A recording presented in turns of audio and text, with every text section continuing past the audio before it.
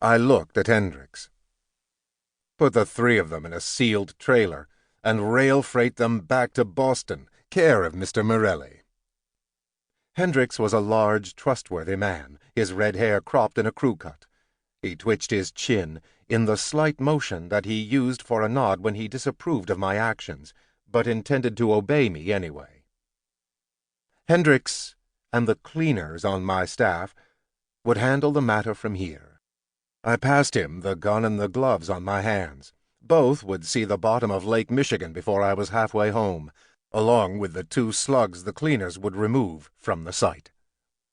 When they were done, there would be nothing left of the 2 dead men but a slight variation on the outline of the stain in the old warehouse floor, where no one would look twice in any case. Location, location, location. Obviously, I am not Harry Dresden. My name is something I rarely trouble to remember, but for most of my adult life I have been called John Marcone. I am a professional monster. It sounds pretentious.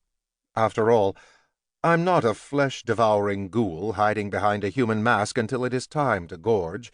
I'm no vampire to drain the blood or soul from my victim, no ogre, no demon, no cursed beast from the spirit world, dwelling amid the unsuspecting sheep of humanity. I'm not even possessed of the mystic abilities of a mortal wizard.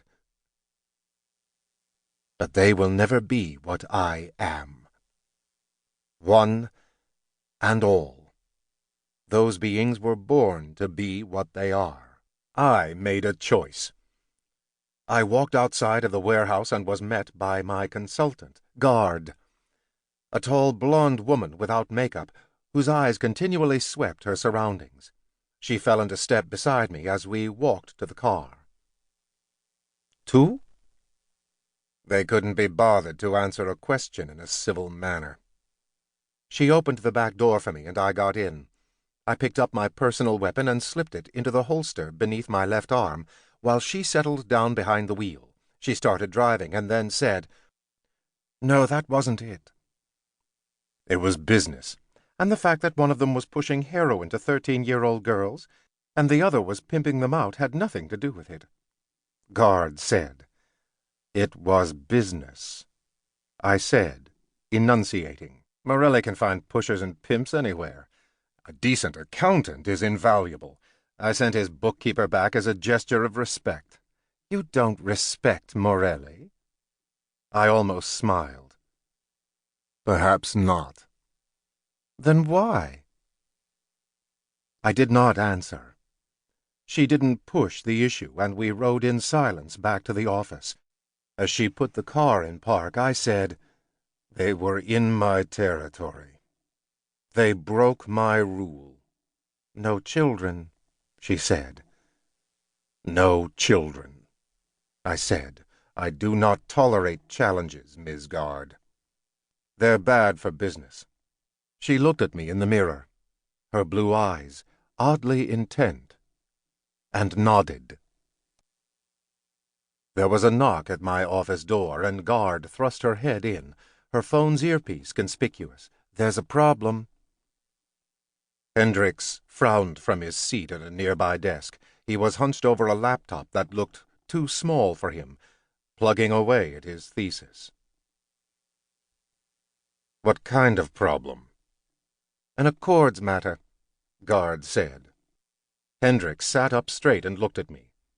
I didn't look up from one of my lawyer's letters, which I received too frequently to let slide. "Well," I said, "we knew it would happen eventually. Bring the car." "I don't have to," Guard said. "The situation came to us."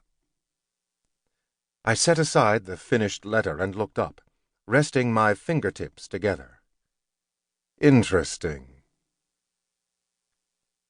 Guard brought the problem in. The problem was young and attractive. In my experience, the latter too frequently lead to the former. In this particular case, it was a young woman holding a child. She was remarkable. Thick, To keep listening to this audiobook, I've left you a link in the description so you can do it, at no cost thanks to Audible's 30-day free trial.